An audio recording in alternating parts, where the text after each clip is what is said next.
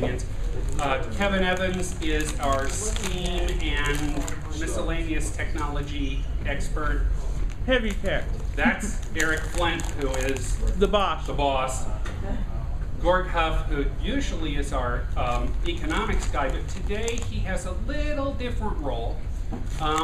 And Chuck Yannon, a new 1632 author who's writing the next Who's also a boss. cool novel, who's also a boss, and he's going to be talking later, because I'm going to throw an entire subject to him. Can I say an opening remark? Yeah, I want you to. Okay, I'm the author who started this.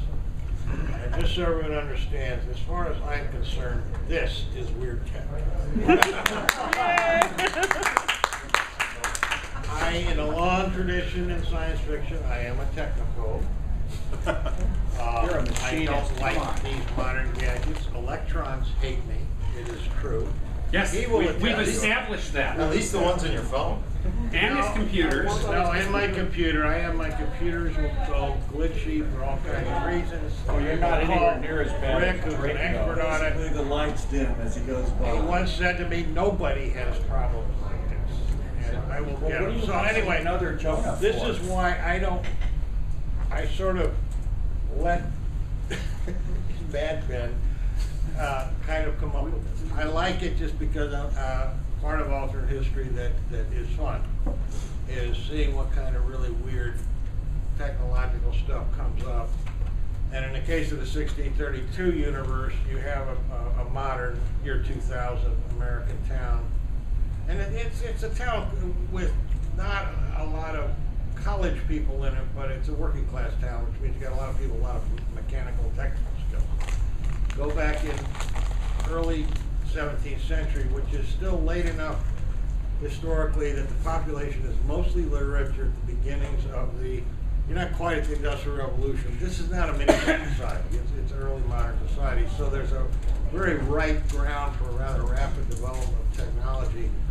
But what happens is the level of knowledge that exists very quickly is much, much higher than the technical ability to translate it directly into what we're used to. So you start coming up with all kinds of weird alternatives. And that's part of the fun of the series. And now I'm going to shut up and let, like I said, the weird guys. Can I say something Yeah, about fire steampunk? away.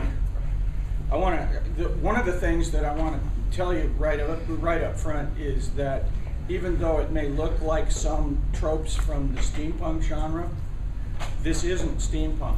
Every single thing, every single piece of weird tech that we have ever written about actually works in the real world. We don't have steam-powered nuclear reactors or and strange things like that. This stuff actually works. Yeah, the mechanics have to work. That's the. Yeah, I especially like the one with the floating battleship, because I want to know how they got it up there. Yeah, me too. Yeah, I did the volume calculations on that. I'm not We've sure it would float in the actually water. gone so far as to build things and so that we can prove to ourselves that this stuff will work. As one of the minions, my day job is I'm the editor of the most prestigious magazine about automation and controls in North America, and so my job is to figure out how to control stuff, how weird tech automation might work, and that gets even more intriguing. And I'm the guy who thought up the water-powered computer, Right, which we'll be talking about. which actually does work. Yeah, and we'll be talking about that a little bit. We've got so as it says on the slide, you know, the rule when Eric started the 1632 book, when he first started the book back in 1999, he got on his forum at Baines Bar and said, you know, I want to do this time travel thing, and I've got questions I can't answer. So he threw a whole bunch of questions out to the community. But very early on, a couple of decisions were made. One of the decisions was that as much as possible, this is with the exception of the time travel event, you know, you have to have the science fiction part. But with That's the ex- alien space bats, we know that. with the exception of that, this is as real as we could make it. And we've bent the edges some, but it's pretty real. So we took a real town, Mannington, West Virginia, in April of 2000, and picked it up and dropped it into central Germany in 1631 at the height of the 30 Years' War, which is a really cool time, as Eric said, to put people in there because Galileo was not yet quite on trial for heresy, and Richelieu had not yet quite met the Three Musketeers, and Charles I had not yet quite been shortened by a foot because Or a head. Cromwell was a minor member of Parliament from the Finns that nobody knew, and Mikhail, the first of the Romanovs, was on the throne in Russia, was Tsar in Russia, and Murad the Mad in charge of the Ottomans. It's a heck of a time, okay? And really, as Eric said, early modern, it's the beginnings of where we are now. They have machinery. Yeah, they have machinery, they have processes, There's chairs they up have here. daily newspapers. Okay? So it was a fascinating time to drop our 2000 mining town from West Virginia. So Eric renamed the town Grantville, but we made up a rule that, you know, Grantville isn't Mannington, but it's real close. In 1631, none of the newspapers were daily yet. Oh. The most frequent one was 3 times a week. Okay, sorry, thanks. They did have See what I mean? newspapers. And so Virginia, what provided an incredible service to us because Eric started to let some of us write stories in his universe and open it up. And people wanted to write stories. And so the stories were odd because everybody wanted to write stories about 18-year-old or 22-year-old special forces operatives with big caches of guns and no relatives. I don't know why. So it got to be pretty, you know, or the Korean who was accidentally in town with a trunk full of integrated circuits. I like the jumbo jet flying through town. you Right, know. yeah, or the troop train accidentally passing through town. The best was the 3 master criminals with the FBI in hot pursuit who just happened to be passing through Mannington on Route 250 in northwestern West Virginia, a common escape route for they just happened to get caught up in the Ring of Fire. So- You can't go to Mannington by accident. I've been there, trust me. Yeah, we went there a lot of times. You can't get there by accident. So Virginia happened to have resources that most people don't have, including lists of the names of people that had died in that county, and because she's a genealogist, and a piece of software that let her confabulate relationships between people and make aunts and uncles and grandparents automatically. And so she created this list matched with the census data of every human being that was transported downtown. Every one of them has a name and a birthday and an occupation and a military history and an education and parents and children and cousins. So there's 35. Okay, we started off with 30. Roughly 3,551, I believe. Roughly. That's rough, yeah. Yeah. You know, it's rough, you know. And I was never able to. Well, someone might have been pregnant Yeah. at the time, right? So we have 3,500 actual names, which is pretty weird. So that's how far we're prepared to go to try to keep our alternate history in the real world, right?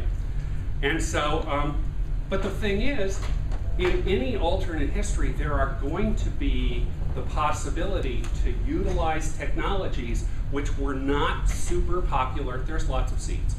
Someone will scoot over and put 2 of them together. There's 2 right up Yeah, here. there's 2 right up here. So, Our apologies. it's okay. You were flying. We expect people to wander in. Traffic's a bit of a bad. Now you're gonna have a Yeah. problem.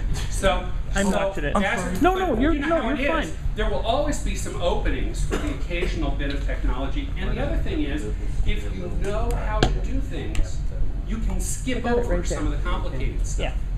Yeah. It's I mean, really you've all small, looked at so it's really easy Victorian to- machinery. You all have seen steampunk illustrations where there's cams and widgets and knobs and levers and everything going every Gears. which way, right? Because the complexity was something they had to get through to get to simplicity. And so they can jump over that in a lot of tech. And so we can jump over a lot of the complexity and get to the underlying simplicity, which is kind of fun. So, so some examples of odd tech, of weird tech. This is one that we came up with a few years ago, 2 years ago. Yeah. This is the Patiala State Monorail Tramway. Yeah, look at the ground. Look at the ground, count the number of railroad rails. Uno. Uno. There is Zero one, gauge. quantity one railroad rail under there, right? Move. Sorry, Zero gauge. How does that work? I'm about to tell you. Very well. Very well, actually. So the idea is there is a rail, there's a double flanged wheel that sets on the rail so it doesn't fall off, and they balance the cart so about 5% of the weight is carried on this wagon wheel that just rolls along the road, Like an outrigger. like an outrigger. Why would you do that? To lower the resistance from rolling over the rails. Exactly, because it takes 1/10 the power to pull steel wheels on steel rail that it takes to pull a cart going along a gravel road, much less mud. And also, But how with much does that side wheel, 'cause that's gotta reintroduce friction. It does, but remember, it's only carrying 5% of the weight, so very little. Just enough to. it's the just- bicycle principle: the faster you go, the more you stand up. Yeah, too. yeah. Right, so it's only carrying 5% of the weight, and so the monorail, when they first put these into service, they, prior to this, they were using oxen, bullocks, to pull the carts in the tea gardens, and they were able to load them 8 times heavier using this technology. Than the ox could pull than on the a- ox could pull with a wagon, which is kind of cool. So what's the advantage? Why not use 2 rails? Because everybody knows how those work. Why do this? Well, there's 2 answers. The first one's really obvious. You only have to have half as many rails. If iron and steel is in limited supply, and trust me, in early modern Europe, iron and steel was in limited supply, and the moment the people from Mannington showed up, the demand went through the ceiling. We only need half as much, which is kind of cool. And we know how to build wagon wheels, right? I mean, we've done have the wagon wheels since forever. So that actually worked. It was a very clever system. However, it didn't have a lot of utility in our timeline because, sadly, oh, here's a really good, see this one? This guy has a little gasoline-powered engine that he's driving On the train rail. with.